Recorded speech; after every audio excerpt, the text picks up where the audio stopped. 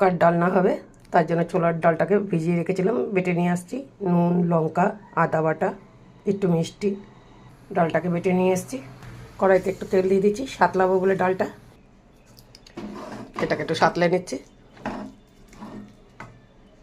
আমার এই পুরটা বানানো হয়ে গেছে, নামিয়ে দিচ্ছি। থালার পেছনটা একটু তেল মাখিয়ে নিয়েছি, দিয়ে এটাকে এরকমভাবে একটু বিছিয়ে দিলাম। একটু ঠান্ডা হোক, তারপরে কাটবো। শক্ত হয়ে গেছে, এবার এগুলোকে একটু ছুরির সাহায্যে ভালো করে পিস পিস করে কেটে নিচ্ছি।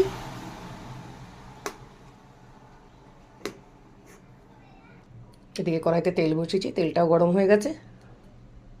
কেটে রাখা ধোকার পিসগুলো আমি এক এক করে ভাজতে দিয়ে দেবো।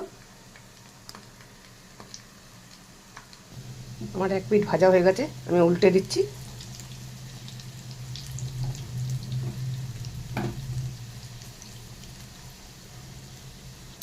সাইডের কটা টুকরো ছিল, সে কটাকে ভেজে নিচ্ছি। ঠিক এইভাবেই ভাজবেন, দেখবেন বেশ সুন্দর হবে। অল্প আছে, কড়াই তেল দিয়ে দিচ্ছি আর একটু জিরের মধ্যে গোটা জিরে, শুকনো লঙ্কা, তেজপাতা ফোড়ন দিলাম, আলু কটা করে দিয়ে দিলাম, আদা বাটা আর টমেটোমের পেস্ট, লঙ্কা, জিরে, হলুদটাকে আমি একটুখানি ভিজিয়ে দিচ্ছি। ভেজানো মশলাটাকেই দিয়ে দিচ্ছি, সাথে দিয়ে দিচ্ছি নুন 1 চামচ, হাফ চামচ মিষ্টি। ভালো করে মশলাটাকে কষিয়ে নেব। মশলাটাকে ভালো করে কষিয়ে নিচ্ছি।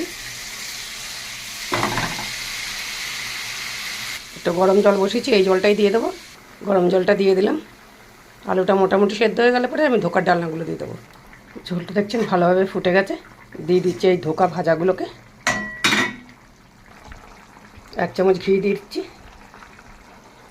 দিয়ে দিচ্ছি সানরাইসের গরম মশলা। এইরকমই নামিয়ে দিচ্ছি, কেন আলুতে আর বড়াতে সব ঝোল টেনে নেবে। ধোকার ডালনাটা নামিয়ে দিলাম। যদি ভালো লাগে একটা কমেন্ট করে জানাবেন। ধন্যবাদ।